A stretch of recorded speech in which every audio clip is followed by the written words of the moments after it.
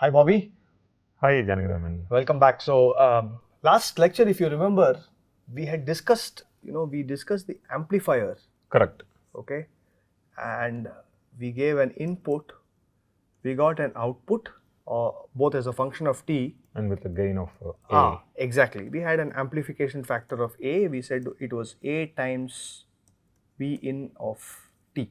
Correct. And if V in of t was some V naught sine of omega naught t, then V out of t we said was A into V naught. Yeah, I think for V in we used A sin omega t.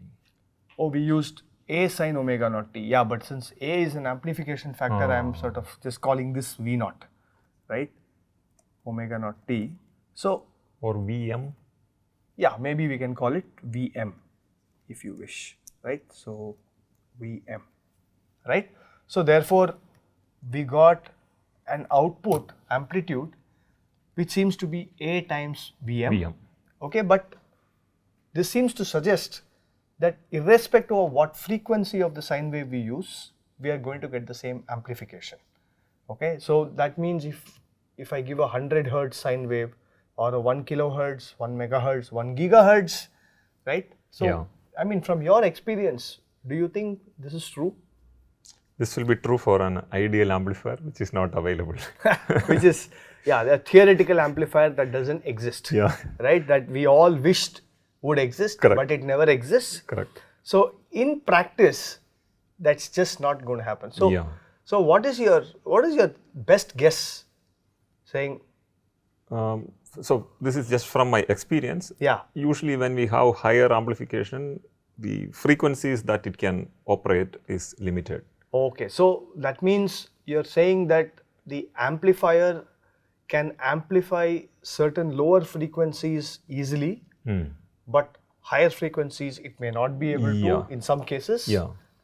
So, going back to our sound mixer that we did, right? Yeah. One important aspect that the sound mixing engineer does is he'll do something called equalization, which is sort of adjusting not just amplitude, overall amplitude, but amplitude of certain frequencies. Okay. So the bass guitarist, for example, would want a higher bass frequency. The bass frequencies he would have to hear more clearly. Okay. Whereas a guitarist would need some mid frequencies and flautist and some other frequencies and so on. So therefore, there, as you mentioned, there is a notion of equalization or amplifying different frequencies differently. Right? And today's lecture is going to discuss exactly this, right? So, what can we start with? What circuit can we start with? See, one thing, amplifier, what is there inside we have not discussed. We don't know. Yeah. What we know is resistor, capacitor, inductor, etc. Okay, great. So we'll just start with what we know. Yeah. Okay, so let's say, I have R1, and for now if I have R2, okay, and I have a source here, okay, V in of t as a function of time. This, as we know, is, and of course, let's say this is V out of t. Across R2, yeah. Across R2, right? This, we have seen this circuit, right? Yeah. It's just a voltage divider, so Correct. we know. So, what do you suggest we this just is change? This is independent of frequency. Independent of frequencies. When we have proper resistors. Ideal resistors, again, right? The non-existent ideal resistors. Yeah. So, what do you suggest we change in this? Maybe R2 will replace with a capacitor. Okay, good. That's a great idea. So, we are going to replace this with a capacitor. Okay, and now we can look at various kinds of inputs. So, what do you think we should start with in order to first understand we are trying to understand the effect of frequency, right? So, should I just start with a sinusoidal wave or we can try a square wave maybe. Okay, a square wave, something right? which changes abruptly, right? Let's see how that's great. these elements behave. Right. So, therefore I am going to replace this by Vc of t. Okay, just to indicate that it's a voltage across the capacitor. Okay, V in of t is my input, and as you suggested, I am going to feed a square wave here. Yeah. Okay, a square wave is essentially, if I plot this as a function of time, I think I should draw it, I should be a little more along this line. Yeah. Yeah, right. So the input goes high for some time, Yeah. then it's low, then it goes high, and so on, right. This could be some Vm. Yeah. Okay, and this is obviously 0. So Zero. this is my V in of t. Okay, so this is the general input that we are going to give. So this is a square wave which has only positive. Only positive. So there is no negative. We don't have to worry about a negative voltage here. Yeah. Okay, it's a good point because the amplifier we had a negative DC. Correct. Right, and the sine wave went below 0. Yeah. Yeah, that's a great point. Another important thing, the capacitors can have an initial state. So we are going to assume that Zero. Vc of 0 minus equal to 0. That is, just before t equal to 0, the capacitor was completely discharged. That's what this 0 minus means. So there is no charge There is no left charge. out in that. Yes, in Okay. that capacitor. Zero charge, and therefore it has 0 volts, and therefore it starts off at 0. Now this is what. And then we are going to say that the input goes abruptly high for some time, right? So this is the time period of the Square wave. square wave. At t by 2, assuming 50% duty cycle, it will fall, okay? And this is 3t by 2 and so on. Yes. Okay, so let's try to make a guess before we even go and see the experiment. You know, like every lecture, we are going to look at this in experiment, make observations, then we'll come back and try to derive and show in theory why that is the case. So, what's your guess here now? How do you think the output will be? What we know so far is, if it's a resistive divider, if it's a square wave, output will also be square wave. That part is clear. Yeah. Now it's a capacitor, I don't know really, Okay. but maybe one thing what we know so far is the capacitor takes some time to charge maybe. Okay. So there may be some effect due to that. Effect due to that, right? That's all I am able to. Yeah. But eventually, forget, suppose instead of this Vm, right, instead of a pulse, what if I just gave a unit step function, right, for infinite time? It goes at constant 0, at 0 it goes high, and then it stays at that Vm forever. Yeah. So, what will be the, In that case, I guess this capacitor will charge to that voltage yeah, and stay there. and stay there, right? So, therefore, yeah, so that's a good observation, right? If V in of t is equal to a step function, right? And what is a step function? So maybe we'll draw step Yes, function. we'll draw a step function, right? Step function in electrical engineering is denoted by u of t, by the way, usually. So it is 0, then at 0. Shall we take a different color? Okay. Yes, it starts at 0. At 0, it goes up. And then, okay. And it remains like this all the way to infinity, t equal to infinity. Okay. So you made a good point that the I'll also replace this in blue, Vc of t. So whenever I plot the capacitor voltage, I'll plot it in blue. Okay. So you are saying that this guy will eventually, the capacitor voltage after some time, Yeah. we do not know what that time is, Yeah. but eventually it will be at Vm. Yeah. For all practical purposes, it is Vm. Correct. Right? So it's going to be there. That Yeah. means if you leave it for long enough, it's going to get to Vm. Correct. Okay. So now let's say this pulse that we are going to apply is very low frequency. Let's say it is, 100 hertz or something like that. Yeah. Right?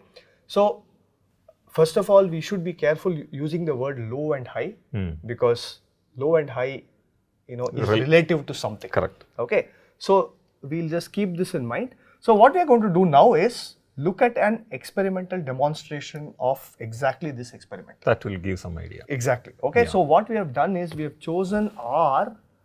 Okay, we have chosen R in this experiment to be about 1.2 kilo ohm. For all practical purposes, I will approximate this as 1 kilo ohm.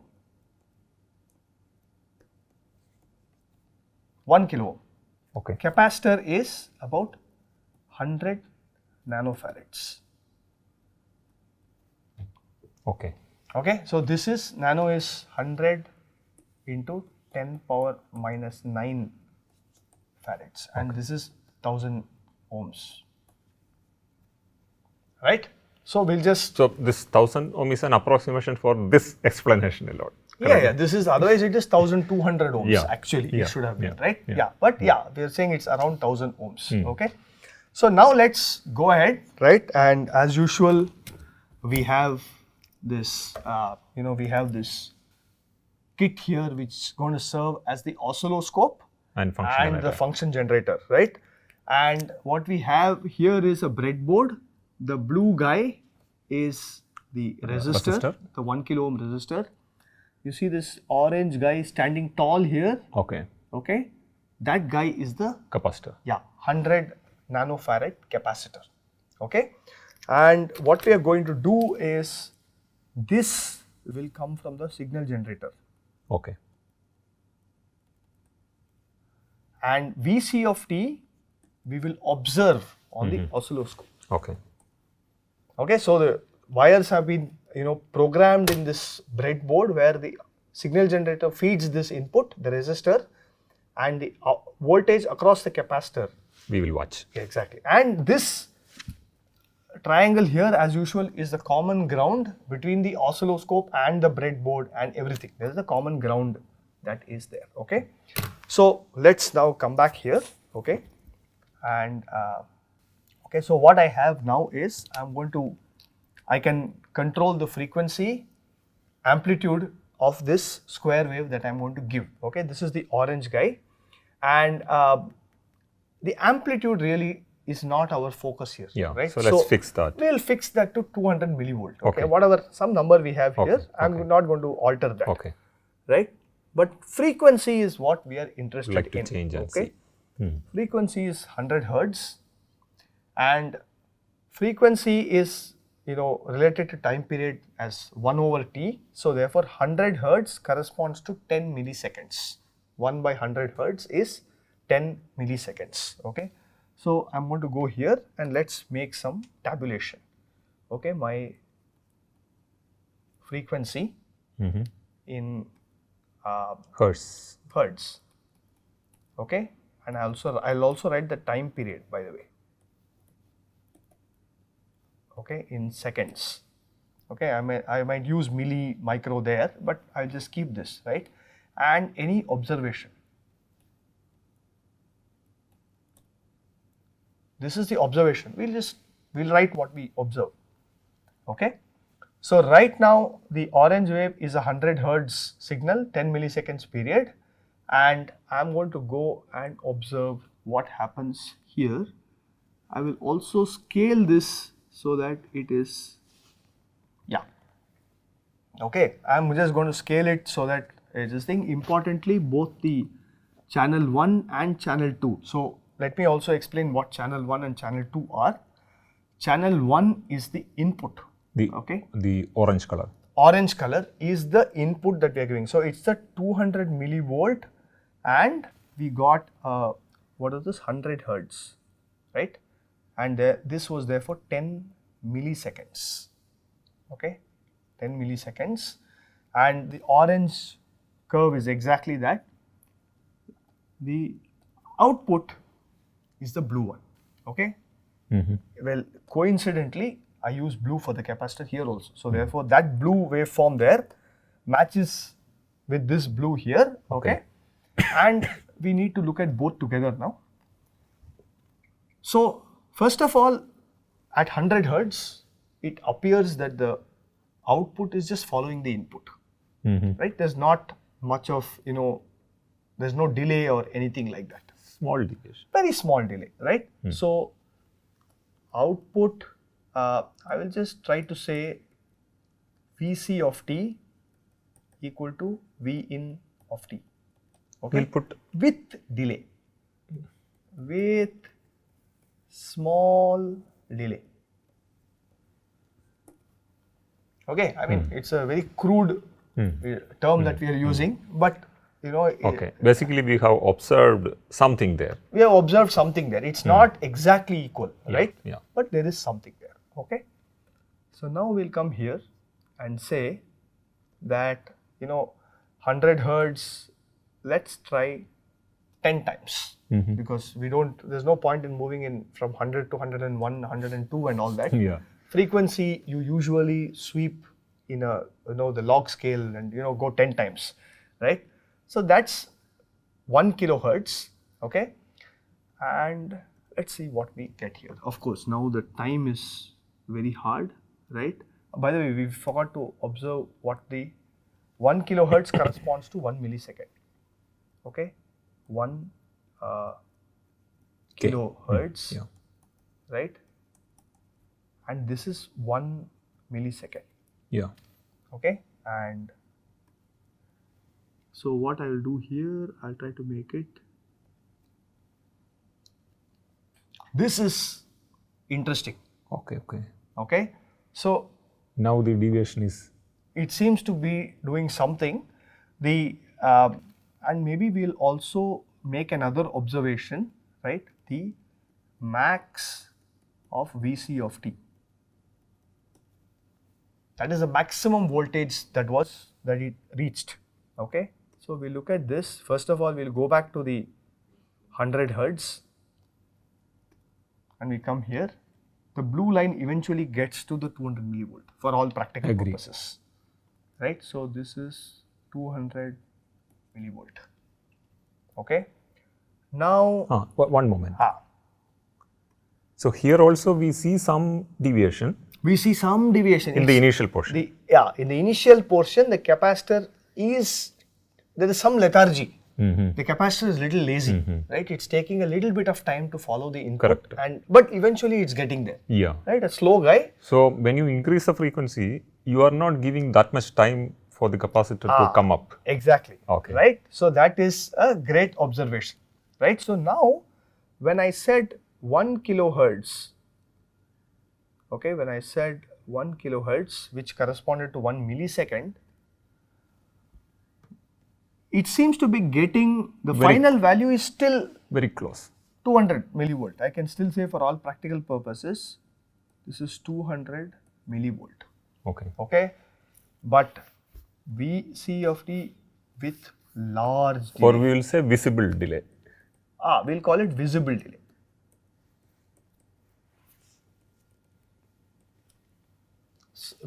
It's evident now. Correct. Right? There is a huge delay there, right? Now, I will say, let's make this 2 kilohertz because now we should be careful. Okay, we seem to be distorting the signal sufficiently. So let's not jump. Okay. This is very interesting, right? Can we zoom in? Yeah, we can zoom in. We just need to make this 1 millisecond. No, not 2 milliseconds. Need to go lower. So now it's not reaching the. Exactly. So now what is happening? The blue line, which is the capacitor voltage, is not even able to get to that 200 millivolt. Okay. So if you look at this, where are we? This is 100 millivolt per division. Therefore, maybe 180 millivolt. Yeah. Right. Yeah. So this is 180 millivolt, 2 kilohertz, right? And therefore what? This is 500 microseconds. Yeah. Okay. Now, I will say Vc of t is not equal to V in of t now. It's as simple. It's Very not clear. even able to get there, Yeah. right? Yeah. Right? And of course, if I now make this 5 kilohertz,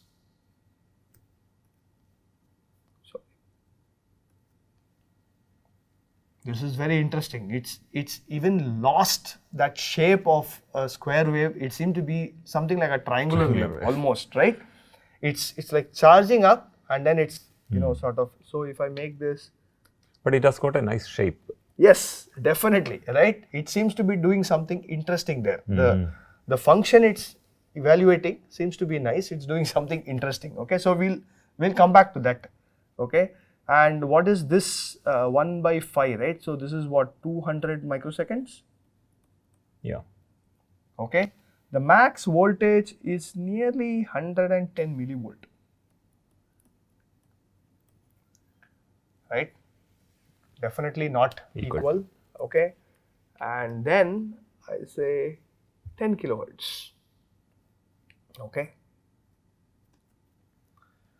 this is even better, right? It's almost like a straight line, right? And it is going up, coming down. It's like a perfect triangular wave. Okay, and the maximum voltage is what, 60 millivolt or something, right? Yeah. You agree, right? So at 10 kilohertz, so what is this? This is what, 100 microseconds. Yeah. Right? This is about 60 millivolt. And Vc is not equal to Vin of t. So intuitively, I mean, you alluded to this earlier, right? What do you think is happening? So why is it stopping here? So basically, the capacitor is unable to charge quickly. Okay. If it was able to, then it would have followed. Yeah, it would have followed, right?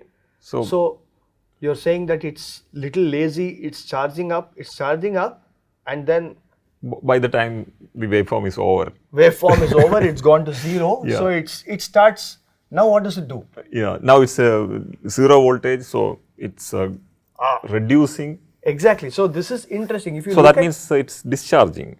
It is discharging. If you look at this, it's rising, and then it's not abruptly falling to zero. It's the fact that it rose to some voltage. It means it has some charge in it, Correct. and that charge is now trying to discharge. Yeah. Right, with the same lethargy, and therefore that is now discharging slowly. By the time the input has again gone high, and therefore it's trying to charge, it will just be doing this. So for a different resistor, it may behave differently. Yeah? Yes, that's what it seems to suggest, right? So if you look at this observation here, right, at 100 hertz, 1 kilohertz, and all that, there is something. It's not that every RC circuit will follow exactly the same behavior. You know, if I fix even the 200 millivolt and all that, right? If I change the RC values, the frequencies at which these things can happen Will may differ. change. Okay. May change. So we need to understand that a little better, and that's the very purpose of this. So we will have to represent this somehow in a mathematical form. In a mathematical form, exactly. Otherwise, it's difficult to. Otherwise, it's very difficult. So what we have observed here theoretically, Experimentally, yeah. I mean, sorry, experimentally, we have to be able to explain theoretically. Okay.